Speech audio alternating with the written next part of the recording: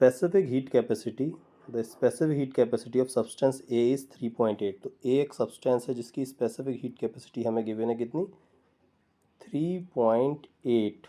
Okay, and whereas the specific heat capacity of substance B 0.4 joule per gram पर kelvin. तो B की कितनी है, 0.4।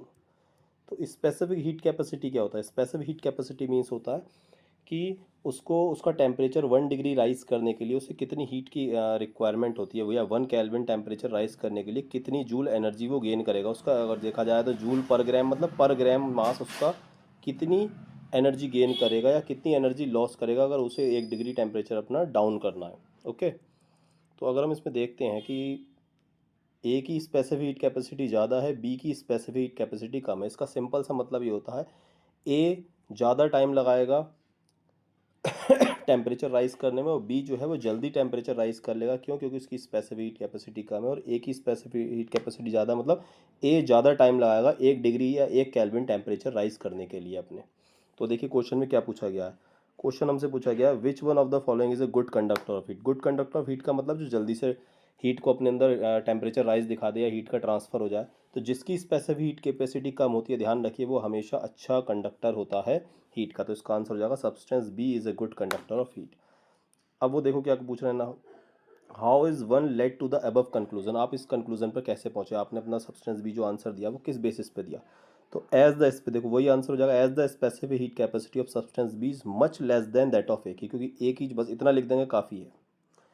ये जो इसका रीज़न हो गया, ये इसका रीज़न हो गया। तो वो कह रहे हैं सब्सटेंस बी गुड कंडक्टर क्यों, क्योंकि इसकी स्पेसिफिक हीट कैपेसिटी लो है। ओके, अब देखिए थर्ड क्वेश्चन में क्या पूछा गया है।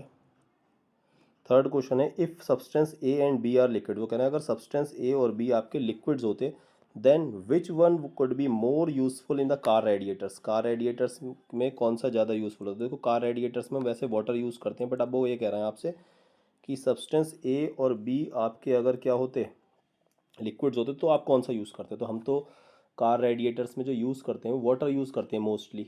तो वाटर का रीज़न क्या है, वाटर का कि हाईएस्ट स्पेसिफिक हीट कैपेसिटी होती है वाटर की। तो इन दोनों में जिसकी स्पेसिफिक हीट कैपेसिटी ज़्यादा होगी उसको हम कार रेडिएटर्स में यूज़ करेंगे, क्योंकि वो गर्म होने में भी टाइम लगाएगा, क्योंकि इंजन से जो हीट जनरेट होगी वो ज़्यादा एब्जॉर्ब कौन कर पाएगा, ए ज़्यादा एब्जॉर्ब कर पाएगा। क्यों, क्योंकि ए की स्पेसिफिक हीट कैपेसिटी ज़्यादा है और टेम्परेचर राइज कम दिखाएगा। ज़्यादा से ज़्यादा हीट गेन करने के बाद भी कम से कम टेम्परेचर राइज शो करेगा। तो इसका मतलब हम ए सब्सटेंस की, अगर ए और बी दोनों लिक्विड है तो हम ए को यूज़ करेंगे एज ए कार रेडिएटर, मतलब कूलेंट की तरह। तो जिसकी स्पेसिफिक हीट कैपेसिटी ज़्यादा होती है वो गर्म भी